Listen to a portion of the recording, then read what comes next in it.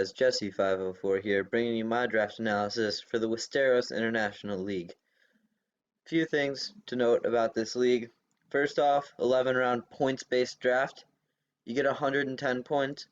The points range from 20-point mons, which are Magirna and Megaladios, all the way down to the 1-point mons, which got everything that's like not fully evolved, just like the very weak stuff. It's also post-home, post-DLC, which means no cut moves, but DLC moves are allowed. And I got some Pokemon that can take advantage of those moves, starting out with my first round pick, Taboo Cocoa. So, Taboo Cocoa got play rough and close combat with the DLC, which makes it a much more viable physical attacker. Now it gets to use that much stronger physical attack stat. It is 19 points, which was very expensive, but I feel like it was worth it to start off a draft well. Electric Surge allows me to just hit hard with those wild charges or thunder punches. U-turn out, I don't have to rely on Volt Switch, which means like ground types can't come in. Play rough now, close combat now. Brave Bird can also run defog. It doesn't really want to, but it can come with some slightly defensive sets. 130 base speed, really strong. Probably don't have to run full speed investment every week. Just get to do stuff I want to. Can run Band now, can run Scarf, can run Life Orb. Just a very versatile Pokemon, just a great thing to start draft off with.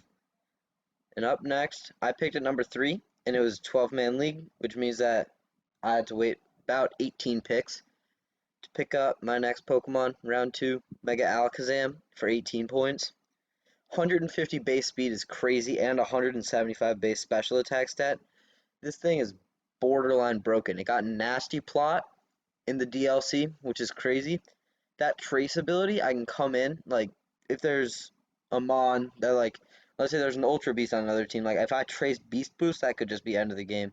175 base special attack stat, that's crazy strong. Just hits really hard. Solid coverage and that Psychic Stab, like, this thing doesn't have very many switch-ins, especially if I can read the switch and get a Nasty Plot up, or just read the switch and hit it super effectively.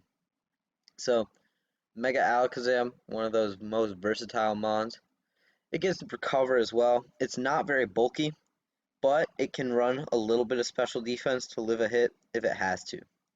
That 150 base speed means it can outspeed a lot of things that aren't Scarfers. It is a Mega, so it can't run a Scarf itself, but it can set up and it can sweep.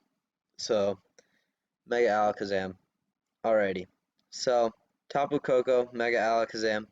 Strong physical, strong special. So now I figured, again, generally my draft philosophy, grab a strong mixed attacker, very versatile mon, Infernape. 108 base speed is very fast. It outpaces those 100s, those 105s. 104 attack, 104 special attack means that I can just run sets. Infernape's one of the hardest ones to predict. It does get that Iron Fist ability for my physical sets, which means that the Mach punches, Fire punches, those Thunder punches are all boosted. Does get U-turn. It has access to Stealth Rocks, which means that it can run them. It's a very great lead Pokemon, Infernape. It can also just come in, take stuff. Great Scarfer, great Life Orb user. Just Infernape, one of those versatile Pokemon. However, start of this draft, I've taken 3 Pokemon. As you can see, my remaining points are at 58 out of the 110, which means that these 3 Pokemon were roughly half of my points. So I figured I'd slow down the spending, start grabbing some more bulky stuff in round 4 without Araquanid. That 132 base special defense allows it to take the special hits really well. It pairs really nice with the next Pokemon. It also sets Sticky Webs. Sticky Webs are massive for this team. Taboo Cocoa, Mega Alakazam, and Infernape. All very fast things. They mostly need Scarfs to be outpaced. But those Sticky Webs just like really negate that, and even the Scarfers can't outpace them anymore. Also, that water bubble ability means that although the attack stats are weak, they still hit hard.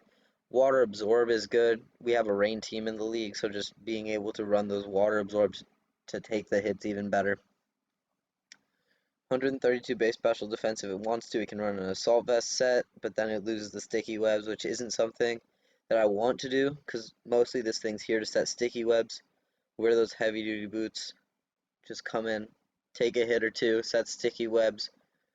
Who knows? This thing's very versatile.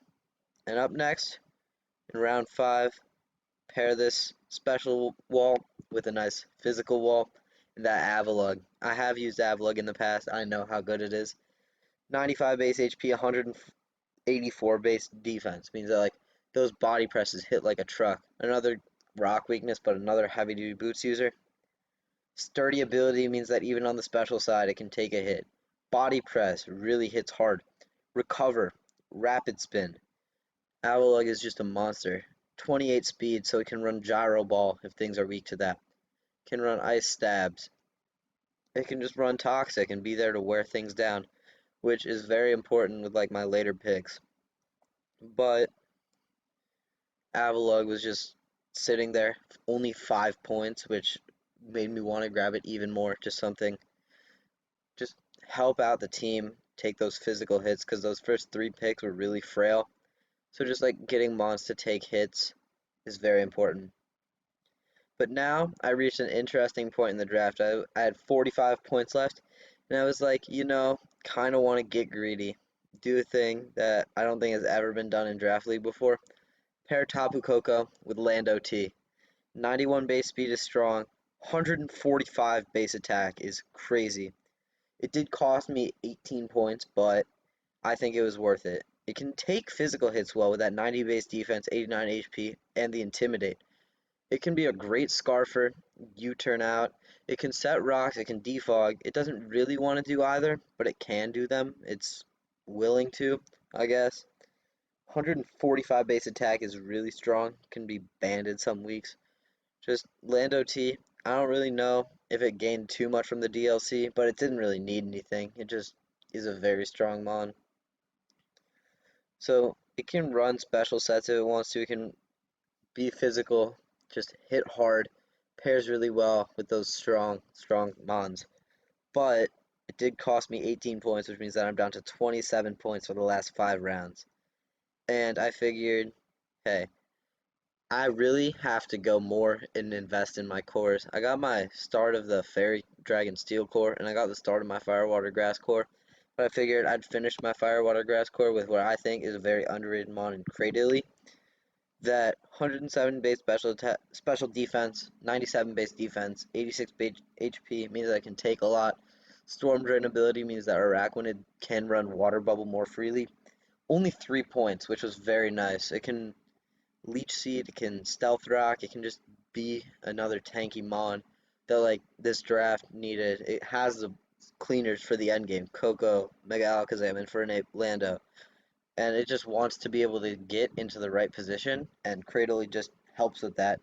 Being able to take hits well and just do stuff to help the team get into position for the late game. 43 base speed does end up getting cluttered once we look at my next picks, but it still varies the speed tiers for the lower tiers. Gets some slow mons wanting to creep, gets me wanting to creep more speeds, just gonna make for some interesting EV spreads. And up next in round 8, we got 24 points left. Let's spend almost half of those on Dragalge. Dragalge with that adaptability is insane. Draco Meteors off of that, Sludge Bombs off of that, they're both crazy. 44 base speed again is a little cluttered, but it can really do what it needs to. Again, decently specially bulky mon, can run that AV pretty well, can set toxic spikes, it can do a lot of things. Dragalge, a mon that I feel is often overlooked, it's just kind of forgotten about, but it's a mon that I wanted to use. It did cost me 10 points of my 24 left, which meant that I really had to go budget, especially because I really wanted to finish my Fairy Dragon Steel core off well. But to do so, I needed to grab a pretty expensive steel up next in Reggie Steel. Great bulky mon, 150 in both of the defenses. Sets Stealth Rock well. It's just a very versatile mon. It can come to a lot of matches. It can click Seismic Toss to do damage. It can Toxic. It can just click moves, and 50 base speed, again, kind of cluttered, forces some various speed EVs for anyone in between. The attacking stats aren't great, but for the lower tiers, like, they don't really need to have great attacking stats because I just have all those big threats that there aren't really enough switch-ins into, because, like, The lower end of this draft, I didn't realize it was surprisingly fat. And like, if I pulled up the average base stats of the team, defense is at 101, special defense is at 106, which was crazy to me. I didn't even cross my mind how fat my draft ended up becoming, especially pairing that up. Round 10, Rotom Frost. It was only 4 points. It didn't add any new types to my team, but it added this wall, this great defogger with those heavy duty boots. Volt Switch for momentum. Blizzard is a strong move. 107 in both of the defenses, 105 base special attack. It's just a great thing to pick up for only 4 points. It can do a lot of things. I have it in the IPL Open Tour. It definitely took a hit, saved my ass. But Rotom Frost, a mod that I have a little bit of experience with, and a mod that I felt added a good amount of this team, even though it didn't really add any typings. It adds like a different role because it doesn't play a role like Taboo Cocoa. It doesn't play a role like Avalugg. It plays completely differently. So even though it didn't add any new types, it added a new playstyle, which is a very, very great thing. In round 11, 2 points left. Figured I'd spend that as well as I could. Grabbing Dusclops. For only 2 points, I thought that was a steal. 130 in both of the base defenses, and can run that Eviolite item. Means that it's very bulky. It is weak to knockoff, but it doesn't really. I mean, it just forces them to bring knockoff on more things than they want to. So I can just bring in mons that can take knockoffs pretty well. Like I can bring in my Reggie Steel if I want to take a knockoff. I can bring in my Avalugg if I want to take a knockoff. It's not the most detrimental thing to my team. Can't really hit that hard, but what it can do is toxic things just to rack up the damage. Again, my lower tiers just allow me to be really bulky, rack up more damage. This draft, I feel like it's not really my style.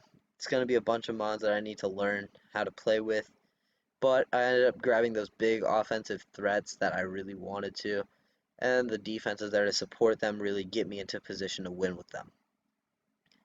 I got kind of worried that I was mismanaging my points, but I feel like I did the best thing I could and spend my points really well.